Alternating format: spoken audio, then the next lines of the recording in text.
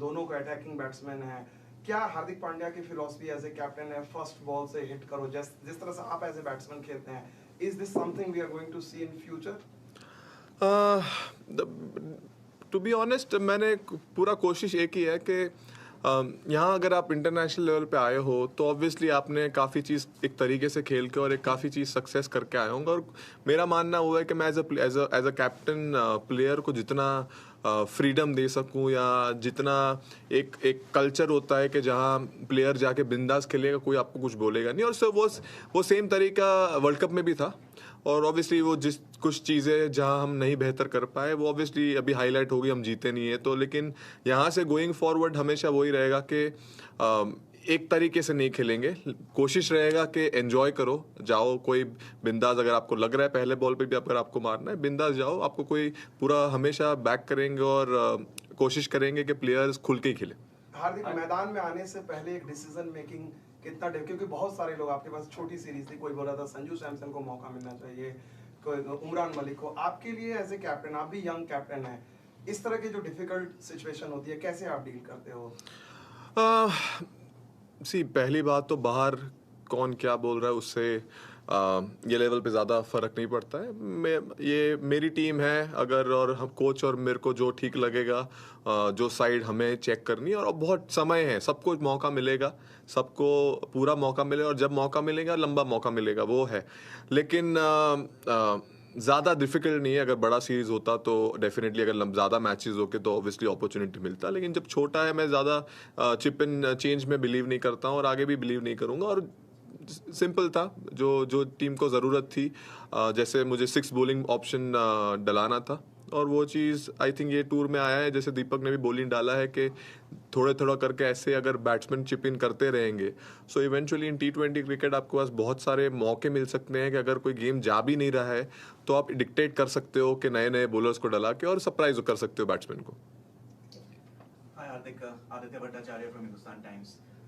Today we got a glimpse into India's fast bowling future with Siraj and Arshdeep. The way they came back to give India breathing space, especially after the way those guys were batting. So how happy are you with their progress? Obviously Arshdeep has played a little more lately, but Siraj has gotten a fewer chances since making his debut. Especially a word on Siraj and overall progress with their growth. Obviously, Siraj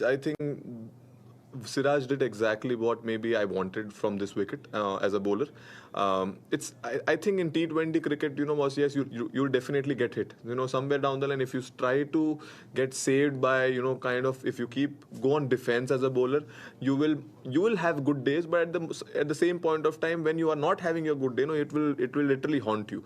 So for me and for my bowling unit, my plan is simple. Let's be aggressive. What's going to happen? We're going to lose game, right? We're going to score maybe 200. That's the worst could happen. But at the same point of time, if we are aggressive, and if today some situation like this when they are ahead of the game, but if you keep that intent of being aggressive, and maybe just as I mentioned in the last game as well, that it's not about being aggressive, is not about being going for the wicket every ball. It's about your behavior, it's about your attitude, it's about your body language. And I think somewhere down the line going forward, we will maintain this, and we will be aggressive as a bowling unit, and at the same point of time we will pick bowlers as well who can intimidate batsmen as well if it needed be. I think Rahul Patil here. Just a quick one. Was there obviously clear messages coming from the dressing room when you were in the middle? Because we did see some real aggressive intent in that power play today. And so was there constant messaging going on as well? No, I think I've played enough cricket to watch the scoreboard and play, so okay. I was aware of the situation, and they were trying to pass on the same message. When I came out and they're like, we were trying to send a message to you, I said, but I already knew what you were trying to say. So obviously they thought, sometimes it happens when you're playing, you are not aware, but I think somewhere down the line where I play, most of the time I have to see the scoreboard and replay accordingly, so I was aware. Just a subset of that question then, how difficult is a modern T20 captain's job now? You not only have to make sure that your overs are bowled completely in that span of time, now you've got to worry about the rain radars and what's happening with DLS and all of this. How difficult is it? It's not difficult. It's there, everything on the scoreboard, and at the same point of time, I can make it more complicated and think about a lot. But it's something which obviously rain is not in my control. So it was simple to see the scoreboard and make sure that. I realized that when it started drizzling, we were 63 and the DLS required 63. So that point of time, I was watching every ball and making sure that, we stay there only.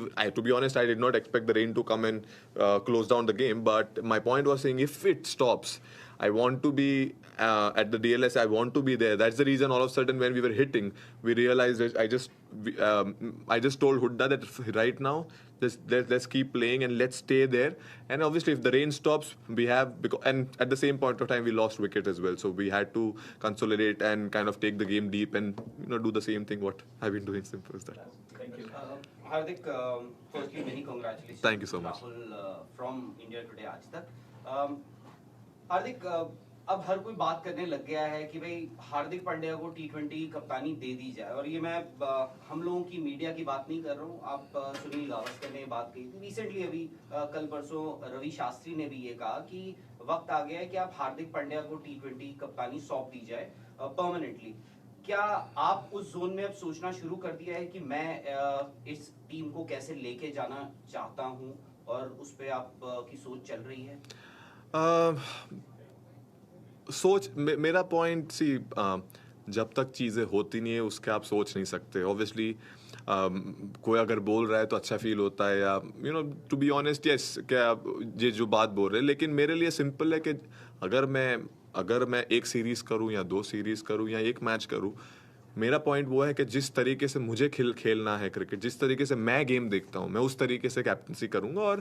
और मेरा point simple है, जब मौका मिलेगा वो मैं कोशिश करूँगा कि उस तरीके से मैं जाऊँ, और जिस टाइप का क्रिकेट मुझे खेलना है मेरी टीम के लिए, वो मैं वहाँ कोशिश करूँ कि मैं दिखा पाऊँ, एज अ यूनिट हम दिखा पाएँ. और उस पे ही फोकस है. जब आगे जो आएगा वो फिर वो देखेंगे, लेकिन अभी सिर्फ उस पे ही फोकस है. और हार्दिक, मैदान में तो खैर हमने देखा है एक शायद से चेंज्ड हार्दिक पांड्या देखा है over the years, in specially last couple of years.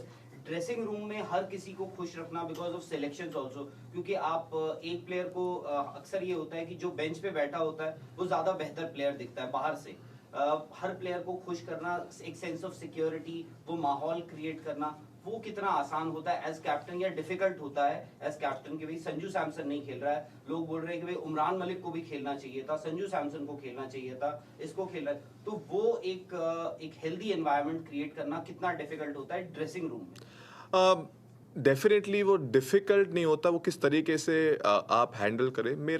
मेरा सिंपल है, मेरे रिलेशन हर प्लेयर से इक्वली अच्छे हैं, और अगर मैं किसी को नहीं खिला पा रहा हूँ, सो उनको भी पता है कोई पर्सनल है नहीं, वो जिस सिचुएशन में अगर नहीं हो पाया है. और कोशिश वो रहती है कि मैं हमेशा वो मुझे हेल्प करता है, क्योंकि बिकॉज मैं पर्सन ऐसा हूँ कि जो हमेशा लोगों के पास रहा हूँ और हमेशा लोगों को अराउंड रखा है. अगर किसी को मेरी ज़रूरत है तो अगर उन सबको एक मैसेज क्लियर है, अगर आपको थोड़ा भी कुछ लग रहा है, my doors are always open for them to come and have a chat with me, because मैं समझ सकता हूँ उनका भी फीलिंग. अगर किसी को बाहर, जैसे for example Sanju Samson unfortunate था, हमको खिलाना था लेकिन कोई चीज़ की वजह से हम नहीं खिला पाए. लेकिन मेरा पॉइंट वो है कि मैं समझ सकता हूँ उनका, मैं उनके शूज़ में जाके सोचता हूँ, क्योंकि एज अ क्रिकेटर डिफिकल्ट होता है. आप कितना भी बोल लो इंडिया के लिए खेल रहे हैं, लेकिन अगर आप बाहर कंटिन्यूसली बैठ रहे हैं और मौका नहीं मिल रहा है, सो वो डिफिकल्ट होता है. मैं सिर्फ कोशिश वो करता हूँ कि मैं उनके शूज़ में जाके देखूँ, और कितना, एक चीज़ होता है, एक टाइम के बाद मैं कितने भी वर्ड बोल दूँ, उनको कितना भी बोल दूँ, एक टाइम के बाद वो वर्ड उनके लिए वो डिफिकल्टी रहते हैं. लेकिन at the same point of time अगर मैं कंटिन्यूसली वो चीज़ मैं रिपीट कर पाऊँ और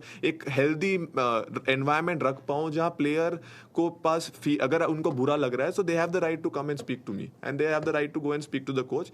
आई थिंक गोइंग फॉरवर्ड वो चीज़ अगर रहा या मेरी टीम में वो चीज़, मेरे को नहीं लगता वो प्रॉब्लम होगा, बिकॉज वो मेरा बिहेवियर और नेचर ही मेरा वैसा है कि मेक श्योर करता हूँ कि सब साथ में हो. Just one. आज you played 6 batsmen and 5 bowlers. Was it a conscious decision, tactical move that you wanted to go in with 6 batsmen and 5 bowlers? 6 bowlers. Or rather 6 bowlers. Yes. So सी यही series है जहां you can identify the six bowler as well, and Hooda bowling डालता है, अच्छा डाल रहा है। और मेरा सिंपल था, मैं अभी वर्ल्ड कप खेल के आया हूँ, and there is a big white ball season again will start for me. So for me it was important that मैं बॉल डाल सकता था, लेकिन पॉइंट वो था कि अगर मैं बॉल डालूंगा तो एक बंदे को मौका नहीं मिलेगा और पूरा चेंज होगा। तो इसलिए वो कांस्टेंट एफर्ट था कि यस हम 6 बैट्समैन से जाएंगे, बिकॉज अगर आपको मार के भी खेलना है तो अगर आपको you are aware of the 6 batsman, आपका एक बैट्समैन कम है, तो automatically as a batting unit will have to take responsibility, and that will somewhere down the line in big matches will help us to remember that you know what, वो responsibility के साथ खेलने की आदत लग जाएगी। ऑब्वियसली शायद हर बार हम 6 के साथ नहीं जाएंगे, लेकिन मोस्ट ऑफ द टाइम आज ऐसा सिचुएशन हमें लगा कि